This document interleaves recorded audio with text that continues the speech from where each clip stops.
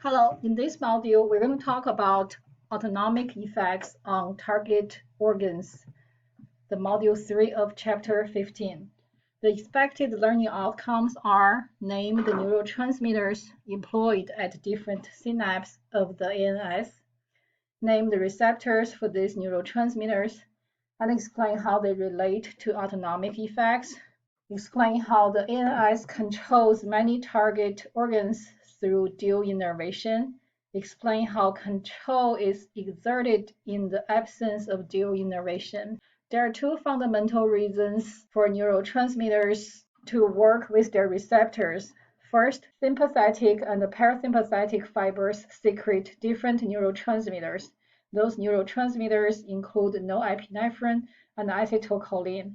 The receptors on target cells vary in two ways. First, target cells respond to the same neurotransmitter differently depending on the type of receptor they have for it. Secondly, there are two different classes of receptors for acetylcholine and two classes of receptors for norepinephrine. In another word, this slide is telling us that different neurotransmitters are being synthesized by sympathetic or parasympathetic. Secondly, even though we have the same neurotransmitters, we have different receptors under each neurotransmitter. Therefore, the impact on the targeted organs will be different. Acetylcholine is secreted by both sympathetic and parasympathetic nerve system.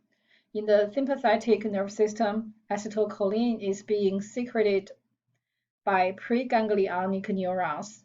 In the parasympathetic system, acetylcholine are being synthesized by both preganglionic and postganglionic neurons. Axons that secrete acetylcholine are called cholinergic fibers. Any receptors bind to acetylcholine are called cholinergic receptors. There are two types of cholinergic receptors. One is the muscarinic receptors.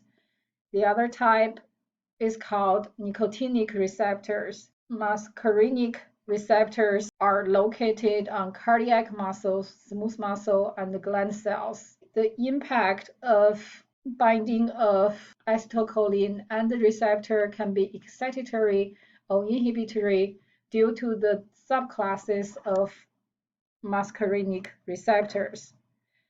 The nicotinic receptors are found on all the postganglionic neurons on ANS. They are also found in the adrenal medulla and at the neuromuscular junction of skeletal muscle. The impact of nicotinic receptors are excitatory to the targeted tissues. Norepinephrine is only being secreted by sympathetic postganglionic neurons. Axons that secrete norepinephrine are called adrenergic fibers. The receptors are called adrenergic receptors. There are two types of receptors. One is alpha, one is beta. Alpha adrenergic receptors usually have excitatory impact. The beta adrenergic receptors are usually inhibitory. Autonomic have impact on glandular secretion. The secreted hormones will have indirect results on the blood vessels. Those impacts could be increased blood flow or decreased blood flow. The increased blood flow, increased secretion, it will cause the blood vessel to dilate. On the other hand, the decreased blood vessel, decreased secretion will make the blood vessel constrict. Sympathetic effects tend to last longer than parasympathetic effects. Norepinephrine by sympathetics is reabsorbed by nerve, diffused to adjacent tissue, and much passes into bloodstream. However, acetylcholine released by parasympathetics is broken down quickly at synapse. Due to those two reasons, the sympathetic effects tend to last longer than the parasympathetic effects. Many substances release as neurotransmitters that modulate acetylcholine and norepinephrine function. For examples, in the sympathetic system, there are other factors can be released and interact with the receptors, such as neuropeptide Y, substance P, neurotensin, etc. Some parasympathetic fibers stimulate endothelial cells to release the gas, such as nitric oxide, which causes vasodilation by inhibiting smooth muscle tone. This slide summarizes the different type of neurotransmitters being released in different autonomic systems and different type of receptors on the targeted tissue. In the parasympathetic fibers, the preganglionic neuron and the postganglionic neuron both release acetylcholine. The receptors on the targeted cell is the muscarinic receptor, which is acetylcholine receptor. Sympathetic angiogenic fiber, in the preganglionic neuron, it releases acetylcholine, but the postganglionic neuron will release norepinephrine. There are different type of receptors on the cell to receive those receptors. The receptor received acetylcholine is the nicotinic receptor. The receptor for norepinephrine is the adrenergic receptor. Sympathetic cholinergic fiber, the preganglionic neuron and the postganglionic neuron will release both acetylcholine, just like parasympathetic fibers. Most organs receive nerve fibers from both sympathetic and parasympathetic divisions. This is called dual innervation. Sometimes the results of the dual innervation could be opposite to each other.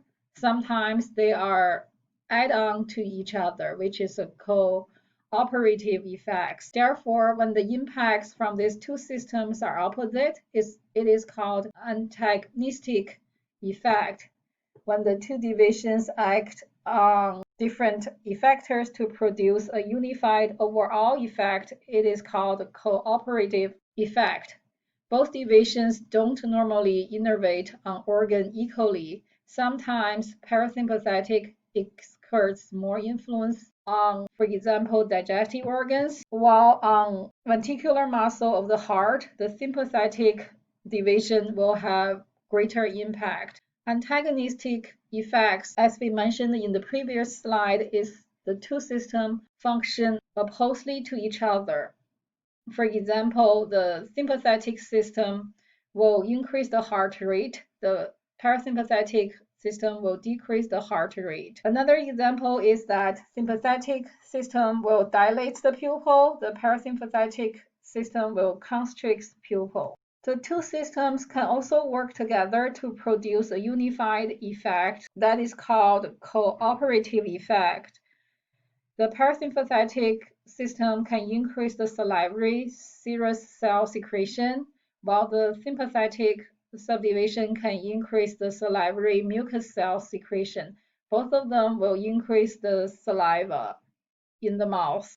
To review the differences between sympathetics and the parasympathetics, as you remember in Module 2, the sympathetic nerves are coming from the thoracic and the lumbar region of the spinal cord. It has 3 different ways to release the nerve signals through the nerve fibers. There are 2 pathways are through the spinal nerves. One is through the collateral plexus to regulate the organs. The sympathetic nerve system has more neuronal divergency. However, the parasympathetic nerve system, the nerves are coming from the cranial section and the sacral section of the spinal cord, and there are not much divergency as in comparison to the sympathetic nerve system. Some effectors receive only sympathetic fibers, such as adrenal, medulla, erector pili muscle, sweat glands, and many blood vessels. Sympathetic system controls the blood vessel constriction and dilation. Therefore, there is the sympathetic vasomotor tone, which is the baseline firing frequency of sympathetics. This vasomotor tone will keep vessels in a state of partial constriction. Sympathetic division acting alone can exert opposite effects on the target organ blood vessels. Sympathetic division itself can regulate the blood vessel constriction and dilation. However, the sympathetic system cannot shift blood flow from one organ to another as needed. Sympathetic division prioritizes blood vessels to skeletal muscles and the heart in times of emergency. Blood vessels to skin vasoconstrict to minimize bleeding if injury occurs during emergency. Here is the sympathetic nerve fibers. It sets a strong sympathetic tone to the blood vessel. Then the smooth muscle will be contracted further, then the blood vessel will be constricted. While the sympathetic division receives a weak signal, the constriction will be reduced, the blood vessel will be dilated. In Module 4, which is the last module of the autonomic nerve system, I expect you to know how the autonomic nerve system is influenced by the central nervous system. As we mentioned earlier, NS is regulated by several levels of CNS. For example, it's regulated by the region from the cortex area, hypothalamus area, midbrain, pons, and brainstem. The cerebral cortex influences anger, fear, anxiety, so that emotion will further influence the ANS. Hypothalamus is a major visceral motor control center. This brain region will regulate the hunger, thirst, sex drive, and all these functions will further impact the ANS to regulate the related organ movements. NS is also regulated by midbrain pons medulla oblongata region. The nuclei in those regions regulate the cardiac vasomotor control, saliva gland secretion, swallowing, sweating, bladder control, and eye changes. The spinal cord reflexes also have impacts on the ANS. There are different drugs regulate the ANS. Those drugs can either enhance the sympathetic activity, suppress sympathetic activity, or they can do the same for the parasympathetic nerve systems.